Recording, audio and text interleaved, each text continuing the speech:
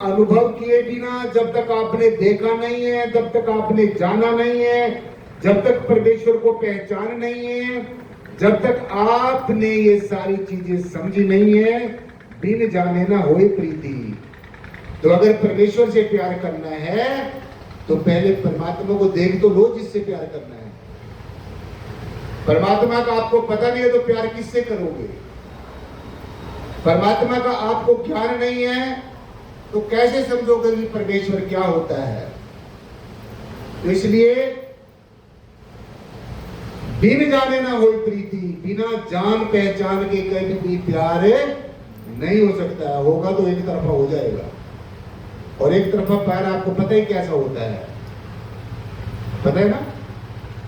आजकल देख रहे हैं ना कैसे कैसे प्यार चल रहे हैं। तो ये प्यार नहीं है। ये भारत की संस्कृति के ऊपर आज के जो खासकर जो नवयुवक हैं, जितने भी सत्संग में बैठे हैं, भाई बैठे हैं, बहनें बैठी हैं, जो खासकर जो नवी को नौजवान साथी बैठे हैं, उनको ये समझना चाहिए ये हमारी भारत की संस्कृति नहीं है। ये हमारे ऋषियों मुनियों पीर पैगंबर वाले अवतारों का संदेश नहीं है। तो आज जो एक पाश्चात्य संस्कृति के प्रभाव में आज के जो जीव आ गया है, जो ये वेस्टर्न कल्चर को आप लोग अपना रहे हैं और अपनी जो भारतीय सत्यम शिवम और सुंदरम संस्कृति है उसको छोड़ते जा रहे हैं, तो आज किस कगार पे आपका जीवन पहुंच गया है? आज हमारे बच्चे कहने सुनने से बाहर हैं। आज हमारी बहन बेटियां अपनी मनमर्जी करती हैं। आज हमारे भाई अपनी जो बच्चे हैं अपनी मनमर्जी करते हैं। देख रहे अब, अरे जिसने आपको पढ़ाया है, लिखाया है, जन्म दिया है, इतने दुख सहन किए हैं, अपने आप को दांव पे लगा के हमारे माता पिता ने हमें जन्म दिया। माता ने एक नया जन्म खुद भी लिया और हमें भी जन्म दिया। आपको पता है माता पिता को जन्म देने में कितना कष्ट सहन करना पड़ता है। फिर उन माता पिता ने हमें पढ़ाया है, लिखाया है।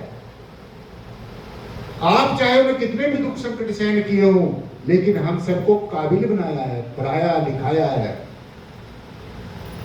तो बच्चे क्या होता है, 4 दिन किसी के साथ में थोड़ी दोस्ती हुई और उसके बाद में फिर अपने माता पिता को भी भूल जाते हैं। और मैंने देखा है, मैं एक वकील आदमी हूं, मैंने कोर्टों में देखा है कि कोर्टों में जाकर अपनी बेटियों के पैरों में कैसे हमारे माता पिता अपनी जो पगड़ी होती है, जो उनकी लाज होती है, लड़की के पैरों में पगड़ी रख देते हैं, अभी बेटा इस पगड़ी की मेरी लाज रखो।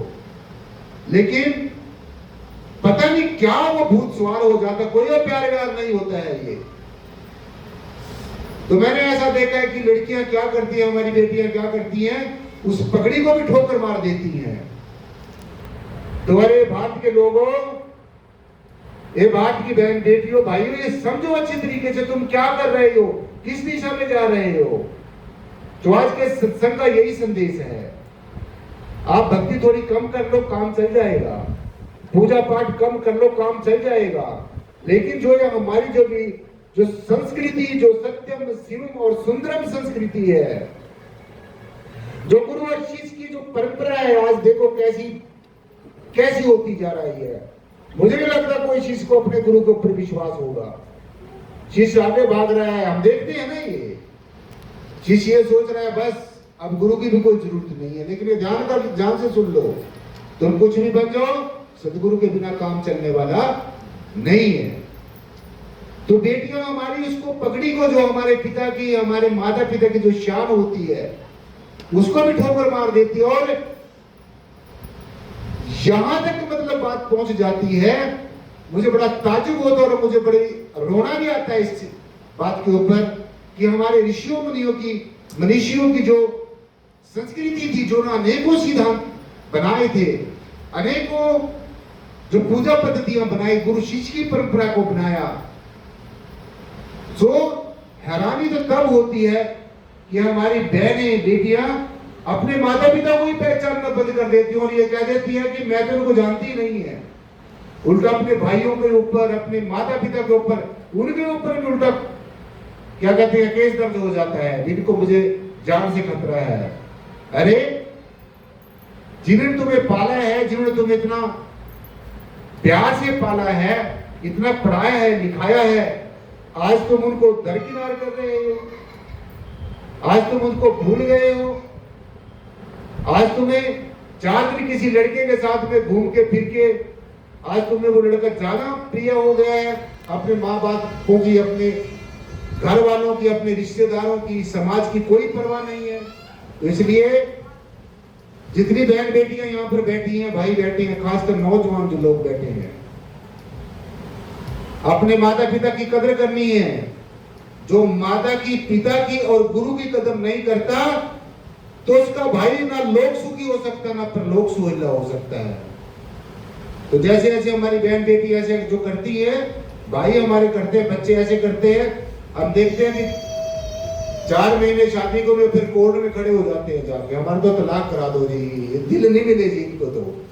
अरे जब तुम्हें माता पिता का शाप लग गया, तुम्हें समाज का शाप लग गया, तुम्हें गुरु का शाप लग गया, तो तुम्हारे दिल कैसे मिलेंगे? इसलिए अपने माता की, पिता की और गुरुओं की कदर करनी होगी और देखना होगा कि हमारा जीवन कहां पर खड़ा है। तो आज मैं अपनी बहनों को, बेटियों को, बच्चों को, सबको यही संदेश देना चाहता हूं, सारी समूची मानवता को यही संदेश देना चाहता हूं कि आपने इस बात को अच्छी तरीके से समझ लेना है, इस बात को अपने अंतःकरण में अच्छी तरीके से धारण कर लेना है। अपने माता की, पिता की, गुरु की कदर करनी है, और जो माता पिता और गुरु की कदर नहीं करेगा तो उसका ना लोक सुखी हो सकता है, ना परलोक सुखी हो। उसको जीवन में कभी सुकून, कभी सुख, कभी शांति कभी मिल ही नहीं सकती। और संतों के पास तो आके आजकल बच्चे ये कह देते हैं, अरे जो कुछ ये बोल रहे हैं ये तो हम पहले ही जानते हैं, ये कोई खास बात नहीं है, हम तो गूगल पे सर्च करके देख लेंगे, हम तो फलाने शास्त्र से पढ़ के देख लेंगे। देखो, अगर स्कूल में जाने के बिना, कॉलेज में जाने के बिना हमें कोई डिग्री मिलती, कोई अवस्था मिलती, तो हमें वहां पर जाने की कोई जरूरत, हम घर में बैठ के अपनी किताबें पढ़ लेते। जो सदगुरु का और शिष्य का जो रिश्ता है, जो सारे रिश्तों में, ठीक होकर बैठो, ठीक होकर बैठो, तो जितनी देर बैठना है ठीक होकर बैठना है, बैठना भी सीखो, बोलना भी सीखो। यहाँ पर सब कुछ सीखने के लिए आप लोग आते हैं। इस क्लास की पढ़ाई बहुत सख्त है, ये मैं अच्छी तरीके से बता रहा हूं आपको। मेरे जीवन में बहुत परीक्षाएं हुई हैं और ऐसी सी परीक्षाएं हुई हैं कि मैं आपको क्या बताऊं, आपको विश्वास नहीं होगा। तो जब सदगुरु को गढ़ना होता है तो ऐन अच्छी तरीके से गढ़ देता है, और जब फटकारना होता है तो फटकार भी अच्छी तरीके से देता है। तो सदगुरु के पास से ये प्यार मिलता है या फटकार मिलती है। आपने देखा होगा, शास्त्रों ग्रंथों में हम लोगों ने पढ़ा है कि 12-12 साल तक तपस्या करके जब उनके दिमाग में वो कीड़ा बढ़ गया, जब वो ये हो गया भी अब तो सदगुरु से मुझे कोई मतलब नहीं रहा, लोग मेरे को मानना शुरू कर दिया, तो सदगुरु को फिर दरकिनार कर, फिर सदगुरु ने क्या किया, उस सारे का सारा जो सदगुरु ज्ञान देता है वापस भी ले सकता है और वहीं पर खड़ा कर देगा जहां से यात्रा शुरू की है। इसलिए ये गुरु शिष्य की परंपरा है, ये हमारे भारत की संस्कृति है, इसको अपनाना है। तुम्हारा कल्याण ऐसे नहीं हो सकता। तो इसलिए सदगुरु कि हर एक बात को मानना है, हर एक बात के ऊपर फूल चढ़ाने हैं, सत सत करके मानना है। जब सदगुरु मेहरबान होता है, सुनो ध्यान से, जब सदगुरु मेहरबान होता है तो तुम्हारा जीवन कैसा होता है, और जब सदगुरु की कोप दृष्टि होती है तो तब जीवन कैसा होता है। ये बात ध्यान से सुन लो और फिर अपने अंदर जान के देखना कि तुम्हारे ऊपर सदगुरु की कृपा है या तुम्हारी कोई कोप दृष्टि है। तो ये रुद्र रूप है। जब ये देख लो, इसको किसी को नहीं इसने बख्शा है, ये ऐसा रुद्र रूप, ये ब्रह्म का रूप धारण करता है, सारी सृष्टि की संरचना कर देता है। श्री हरि विष्णु का रूप धारण करता है तो सारी सृष्टि की परवरिश करता है और जब देवाधिदेव भगवान शिव का रूप धारण कर लेता है तो सच को सच और झूठ को झूठ संहार कर देता है। बड़े बड़ों की हवा निकल जाती है। बड़े बड़े राजे महाराजे रानियां पटरानियां चक्रवर्ती सम्राट जिनका चारों दिशाओं में नाम था, वो भी आके सदगुरु भगवान की शरण में आए। महायोगी गुरु गोरक्षनाथ जी की शरण में आए। श्री हरि भर्तृहरि नाथ जैसे जो चक्रवर्ती सम्राट थे, हम और तुम तो किस खेत की मूली है। तुम्हारे पास तो पता नहीं, किसी के पास एक दो प्लॉट होगा, एक दो जमीन का टुकड़ा होगा, या कोई घर एक अपना घर होगा, उसी में फूले फिरते होगे। हमारे तो पता नहीं कितने बड़े सम्राट बन गए हम। तो ये बड़ा बच बच के चलने का रास्ता है। इसलिए अब ये सुनो कि अब आपने देखना है, चाहे आप सारी जिंदगी मेरे पीछे पीछे घूमते रहो, जब तक वो नहीं करोगे, जब तक जो पढ़ाया जाता है, तो तब तक कल्याण नहीं हो सकता। तो अब देखो, जब सदगुरु की कृपा होती है तो क्या होता है। जब सदगुरु की मेहरबानी होती है तो हमारी जो कुमति है, कुमति, जो ईर्ष्या है, द्वेष है, नफरत है, कदूरत है, आत्मग्लानि है, जो एक दूसरे को जातियों के नाम पर, धर्म के नाम पर, मिशनों के नाम पर, संगठनों के नाम पर, पूजा पद्धतियों के आधार पर, मन के आधार पर, मत के आधार पर, जब इंसान छोटा बड़ा सोचना शुरू कर देता है तो ये क्या होता है, ये सदगुरु की कोप दृष्टि होती है। जब तुम्हें सच झूठ नजर आए और झूठ सच नजर आए तो ये भी समझ लेना कि तुम्हारे ऊपर सदगुरु की कोप दृष्टि है। जब तुम्हारा सदगुरु की तरफ पीठ हो जाए, संसार की तरफ मुख हो जाए और हमेशा संसार के बारे में सोच रहे हैं, रिश्ते नातों के बारे में सोच रहे हैं, गुरु महाराज को भी बार बार फोन कर करके बता रहे हैं, वहां पर ये हो गया जी, वहां पर यह हो गया। अरे तुम्हारे अपने किए गए कर्म है, तुम्हें ही भुगतने पड़ेंगे। सदगुरु इसमें क्या करेगा। मैं तुम्हें आध्यात्मिक ज्ञान देने के लिए यहाँ पर आया हूँ, ये तुम्हारे घरेलू झगड़ों में फंसने के लिए नहीं आया हूँ। ये तो सदगुरु की मेहरबानी होती है कि चलो तुम्हारे साथ में सहानुभूति प्रकट करता है।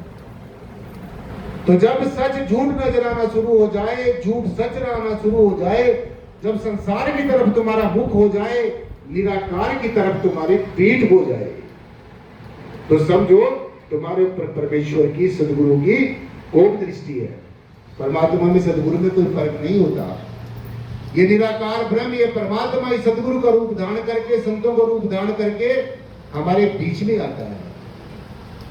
जब तुम्हारे लौकिक और अलौकिक जीवन के काम होने बंद हो जाए तो समझ लेना तुम्हारे ऊपर परमेश्वर की कोप दृष्टि है। जब तुम्हारे अंदर सदगुरु के प्रति ईर्ष्या द्वेष आना शुरू हो जाए, कई बार ऐसा भी होता है, कई बार ऐसा होता है, ठीक होकर बैठो, कई बार ऐसा भी होता है कि सदगुरु के बारे में ही इंसान तरह तरह की प्लानिंग बनाना शुरू कर देता है।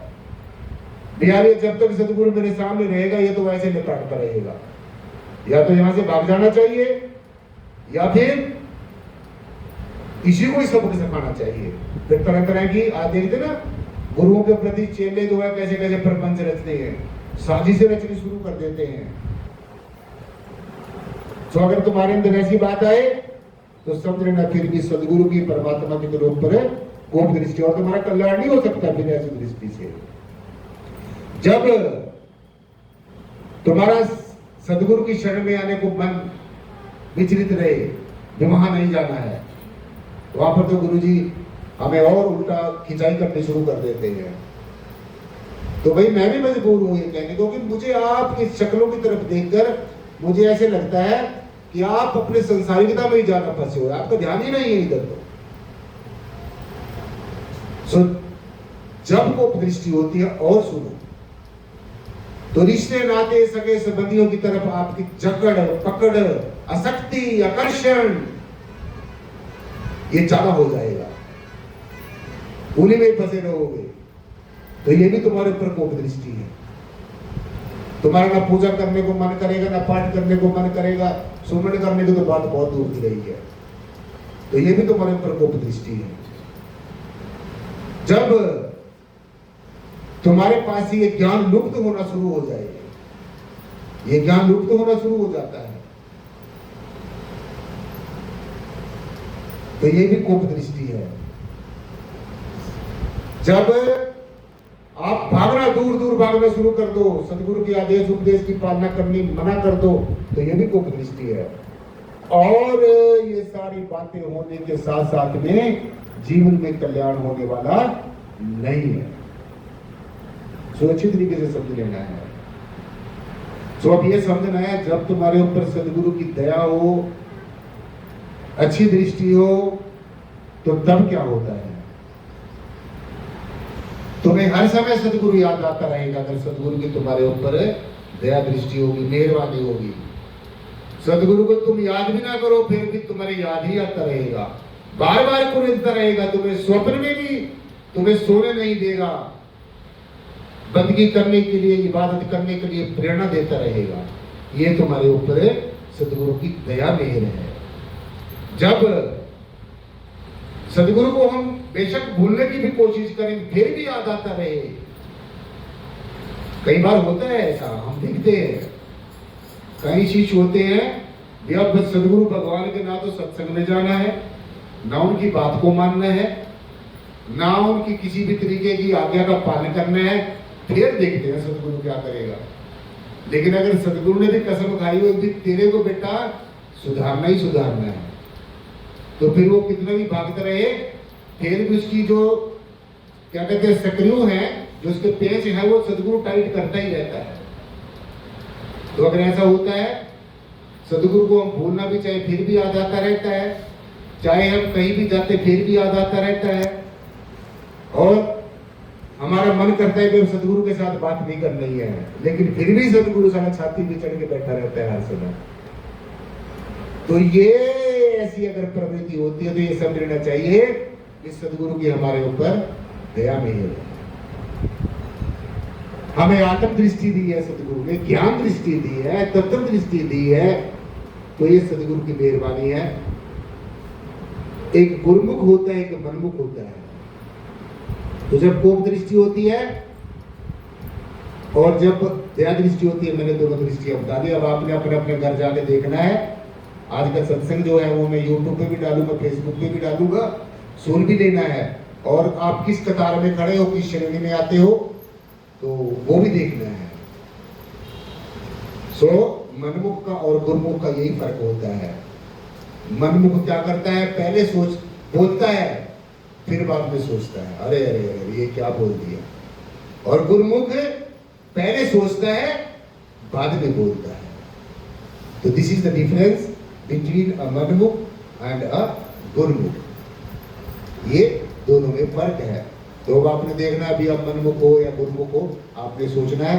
तो समय बड़ी स्पीड से भागा जा रहा है। आज का सत्संग यहीं पर संपन्न होता है। आज जो सत्संग ने बताया, मुझे पूरी उम्मीद है, पूर्ण आशा है कि आप पूर्ण तवज्जो के साथ आज का सत्संग सुना है।